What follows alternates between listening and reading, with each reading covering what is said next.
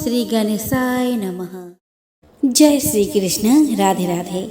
नमस्कार दोस्तों, हर साल भाद्रपद माह शुक्ल पक्ष की पंचमी को ऋषि पंचमी मनाया जाता है।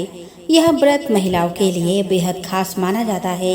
मान्यता है कि ऋषि पंचमी का व्रत रखने से व्यक्ति जन्म मरण के चक्र से मुक्ति पाता है।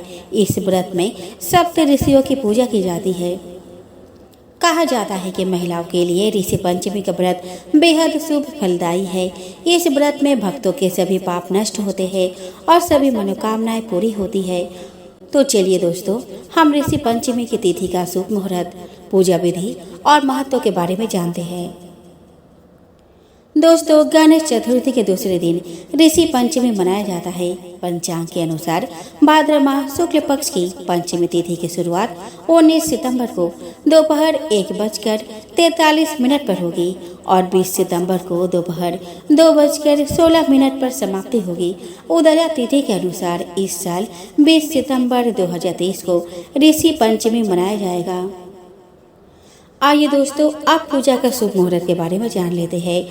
तो दोस्तों, ऋषि पंचमी के दिन बुधवार को सुबह 11:02 से दोपहर 1:28 तक सप्त ऋषियों की पूजा का शुभ मुहूर्त बन रहा है।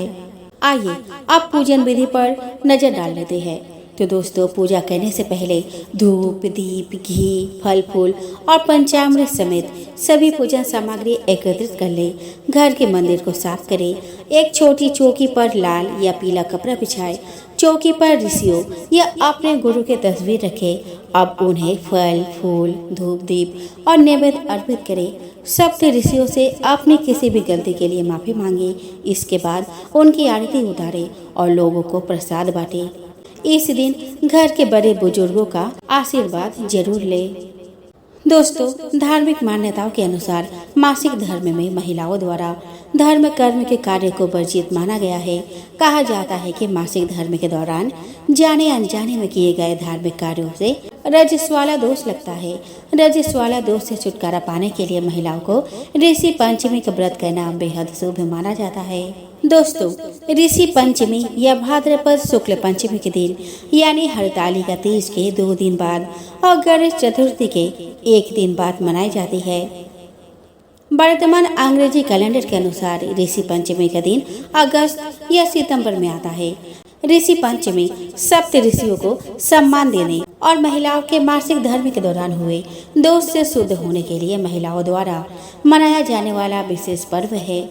दोस्तों, हिंदू धर्म के अनुसार पवित्रता को सर्वोच्च प्राथमिकता दी गई है और शरीर और आत्मा को शुद्ध बनाए रखने के लिए सख्त दिशा निर्देश है।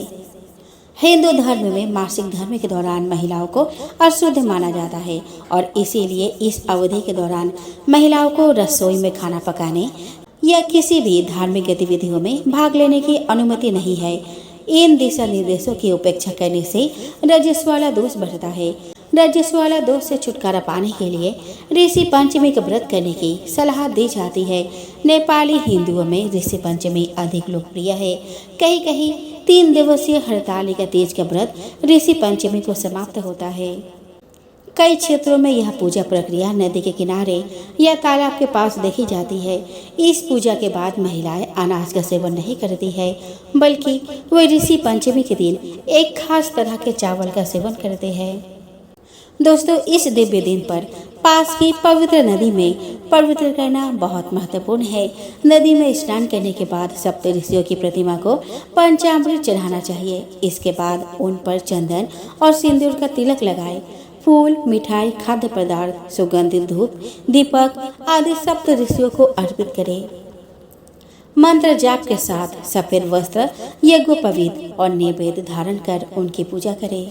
ऋषि पंचमी व्रत के दौरान इन सप्त ऋषियों की पूरी पवित्र प्रथाओं के साथ पूजा करके लोक कथाओं को सुनना बहुत महत्वपूर्ण है। आइए दोस्तों, अब हम ऋषि पंचमी व्रत कथा का श्रवण करें। दोस्तों, एक बार एक राज्य में उत्तक नाम का ब्राह्मण अपने पत्नी के साथ रहता था। उनके परिवार में एक बेटा और एक बेटी थी। ब्राह्मण ने अपने बेटी का विवाह एक अच्छे और प्रतिष्ठित ब्राह्मण परिवार में किया। लेकिन जैसे जैसे समय बीतता गया, लड़की के पति की अकाल मृत्यु हो जाती है और वह विधवा हो गई और इस कारण अपने पिता के घर लौट गई। ठीक बीच में लड़की के पूरे शरीर पर कीड़े लग गए।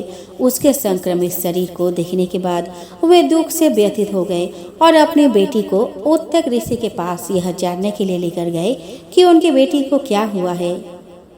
उत्तक ऋषि ने उन्हें बताया कि कैसे उसने फिर से एक मनुष्य के रूप में पुनर्जन्म लिया। उन्होंने कन्या को पिछले जीवन के बारे में सब कुछ बताया। ऋषि ने अपने माता पिता को लड़की के पहले जन्म के विवरण के बारे में बताया और कहा कन्या पिछले जन्म में मनुष्य थी। उन्होंने आगे कहा कि रजस्वला महामारी होने के बाद भी उसने घर के बर्तन आदि को छुआ था, जिसके कारण उसे इन सभी पीड़ाओं का सामना करना पड़ रहा है। अनजाने में किए गए इस पाप के कारण उसके पूरे शरीर पर कीड़े पड़ गए हैं। दोस्तों, प्राचीन ग्रंथों के अनुसार एक लड़की या महिला अपने मासिक धर्म पर पूजा का हिस्सा नहीं बन सकती, लेकिन उसने इस पर ध्यान नहीं दिया और उसे किसी भी तरह इसकी सजा भुगतनी पड़ी।